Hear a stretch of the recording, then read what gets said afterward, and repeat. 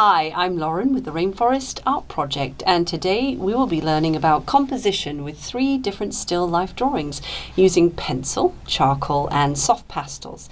As we learn about the basic rules of composition, we get the benefits of thousands of years worth of artistic experience. Lucky for us, many great artists made it easier for us to understand what makes a great piece of art. All we need are a few household items, a clear source of light to create a clean image, and logical shadows, then to apply the composition rules. First, kissing elements. Sounds interesting. As an artistic term, it means 2 objects shoulder to shoulder. This is not ideal, as it's best to have one object slightly behind the other or one object further apart. You also don't want the objects too far forward, best to have them further back to create more space for the foreground. This draws the eye into the composition. And something else to be aware of is making sure the objects are different sizes, not uniform or all the same. This can be a little boring, and as artists we want to create something appealing and interesting to look at. An odd number of objects is another composition rule.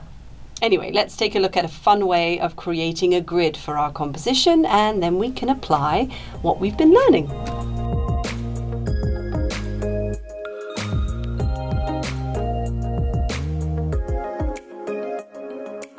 Alright, so here we have a nice image, nice composition with our milk bottle a little bit further back, our glass of milk a little bit further forward, and then a nice yellow bowl slightly behind the milk glass.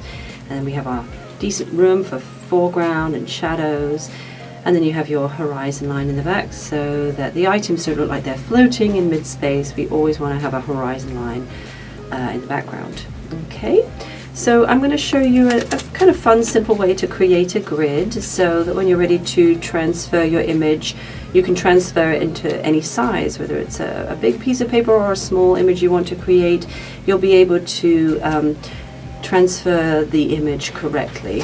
Okay, so I've just got a little bit of tracing paper I'm going to place over this composition. I'm getting a little bit of masking tape to hold the tracing paper in place while I draw it.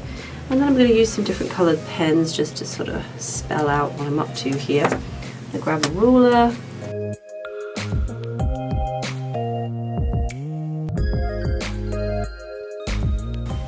There we go. I use a different colour for the milk bottle so I can see the image through the tracing paper.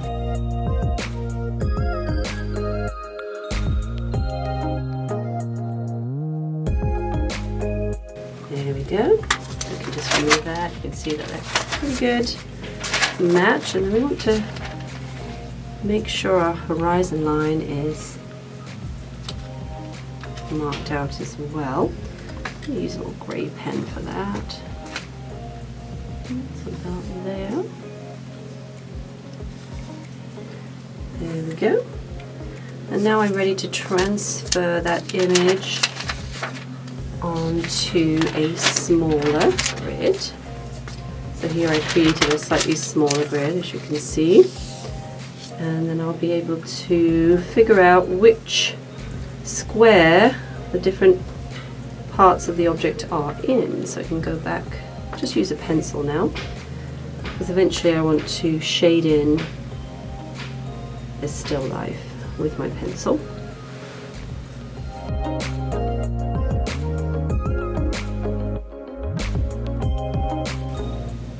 So you just want to keep figuring out which square is matching the new grid that you're using.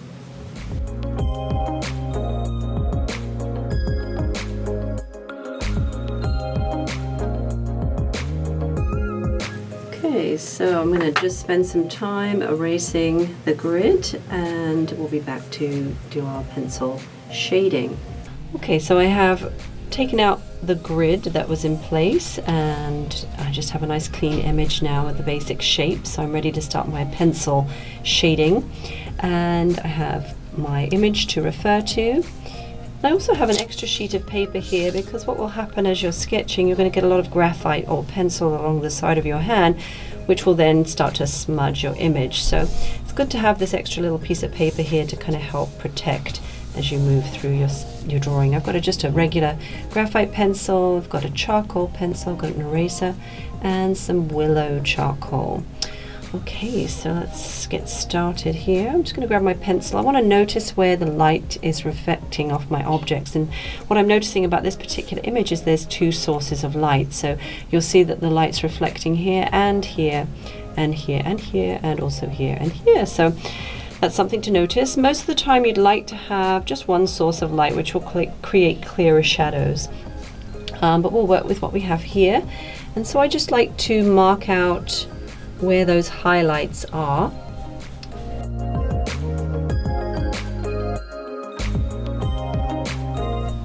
Alright, and then I want to figure out where my darkest tones are. So I'm seeing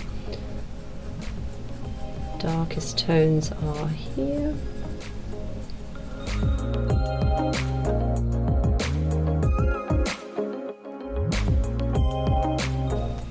Then I want to look at my shadows just under the ball. And after that I want to kind of cover everything with a slightly lighter, what we would call our mid-tone.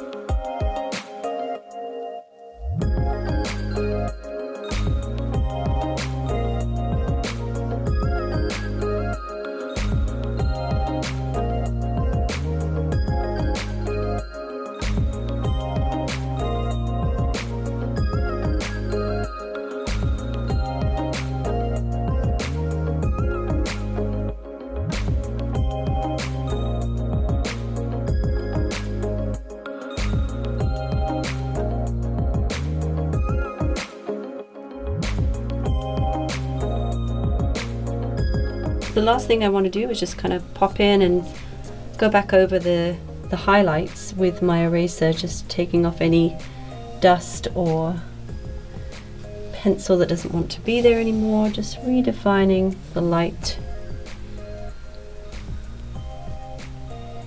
And you'll see what's right for you, where that milk is ending. There's not a solid line, it's more like light reflecting. I'm just kind of cleaning it up. Obviously you can shade forever, so it's like kind of knowing when to take a moment, take a pause. You can always come back to it later. And there we go for now. Next we'll be working on a fully rendered picture with just charcoal.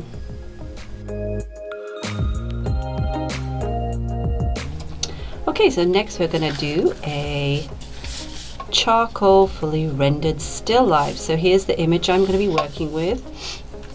We're going to create that grid that we did before for our pencil still life, and it will help us place our objects. And I'm going to do a larger scale this time, so I'll show you how that works out with our grid. You can use it at any scale. I love it. It's so cool. Okay, so I'm going to use my colored pens again just to make it nice and simple. There we go. And I want to just sketch around the vases.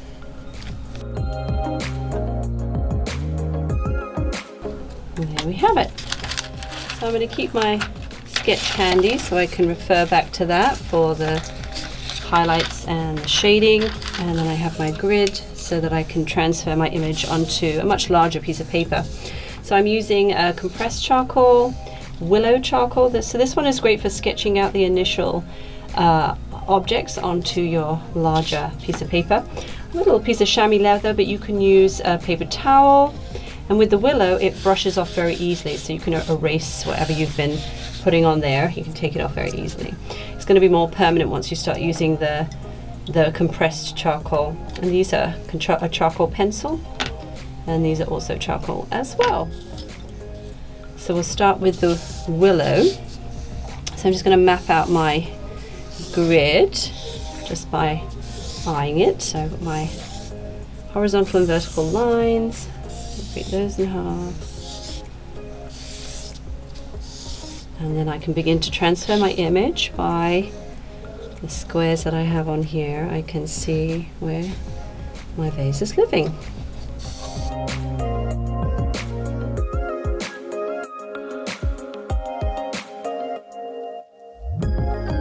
So now I've scaled it to this larger piece of paper.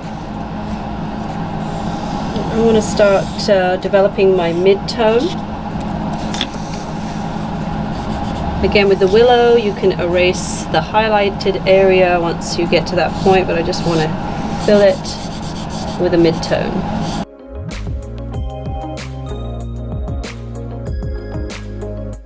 And you want to remember your horizon line, so the objects aren't just floating.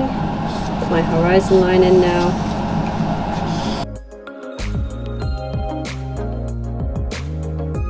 Okay, then I want to move over to a soft compressed charcoal.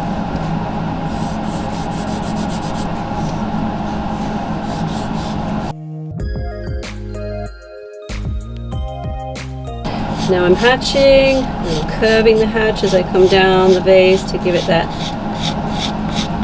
feeling of shape. Cross hatching to create a darker shade. A little lighter with my pressure as I get towards the light, a little firmer with my pressure as I'm in the shadows.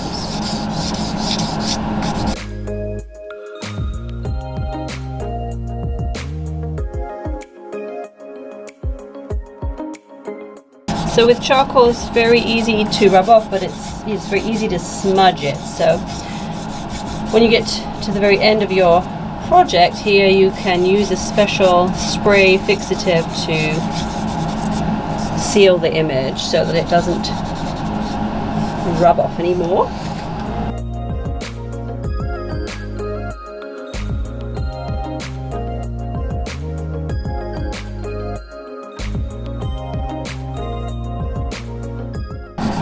So you want to keep sort of working with the level of pressure and also with contouring your lines to create the shape of the vessel.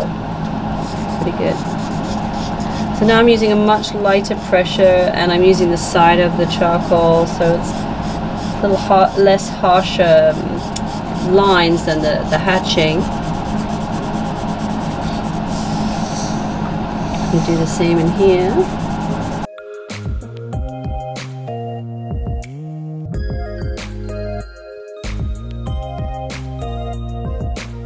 Here I've got to kind of take some of that out to re-establish the highlight there, the reflection from the light source.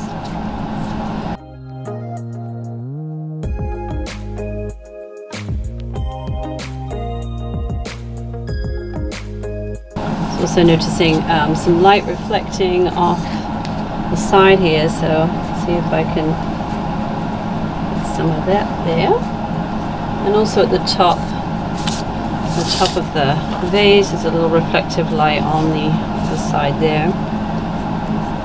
So it's not as bright, but it's definitely right there at the lip of the vase.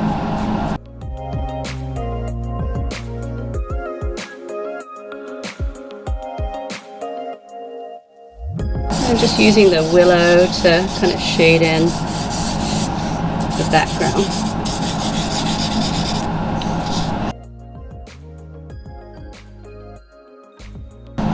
A little bit of a white pastel just to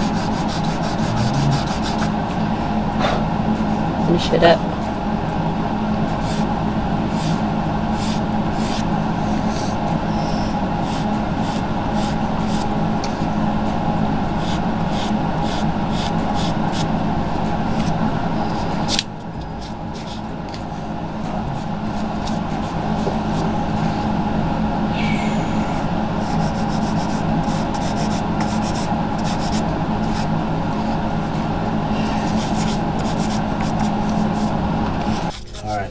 Alright, so there we go. We're finishing up our fully rendered charcoal. Obviously, you can just keep on working, but I'm ready for you to get to work on your own. So there you go, enjoy. Just remember to keep in mind the highlights, the light reflection. Yeah.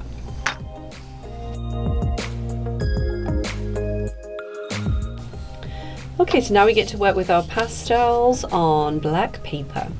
You're going to use a grid just like you did with the other compositions, and you're going to find an image that you want to work with, and then you transfer the grid onto the black paper. I know it's difficult to see, I've used a pencil, so it's exactly the same image as I have here transferred onto the black paper.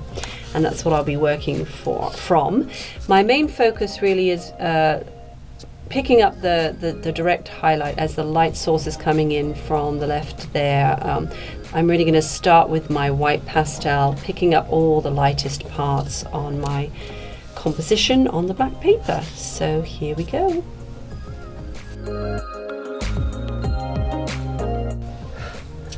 Once I get all of the lightest parts on there, I can gradually move back in variations of grey into the black charcoal.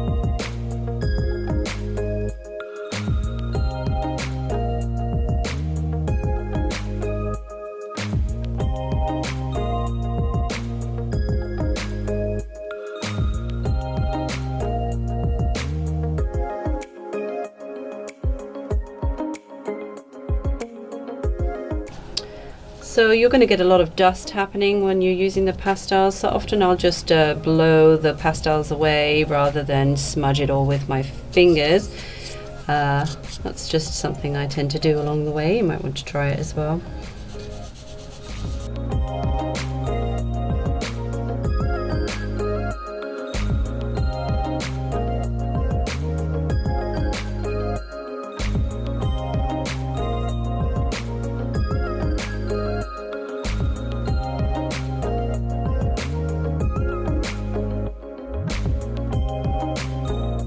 I also have a paper towel here which I can use to kind of help with my blending and moving some of the dust from the pastels away from my work area.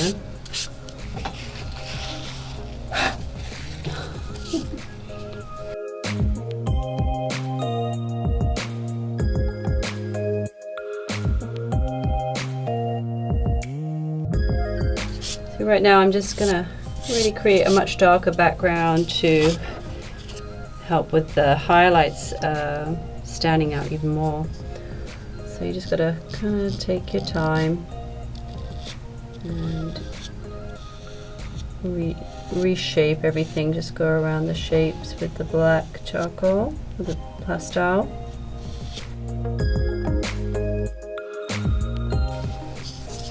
And of course I can move the paper so that I'm not resting the side of my hand on the paper too much to also add to the smudges.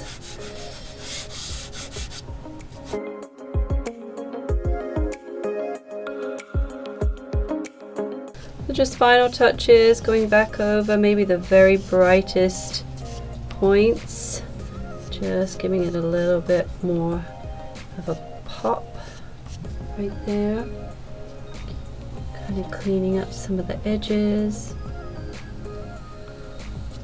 Of course, if you have a spray fixative, that would be really useful to seal your artwork once it's completed. Okay, there we have it for now. You can keep working forever, as you know. Enjoy your experience with the pastels. This is Lauren Grace signing off with the Rainforest Art Project, changing the world, one piece of art at a time.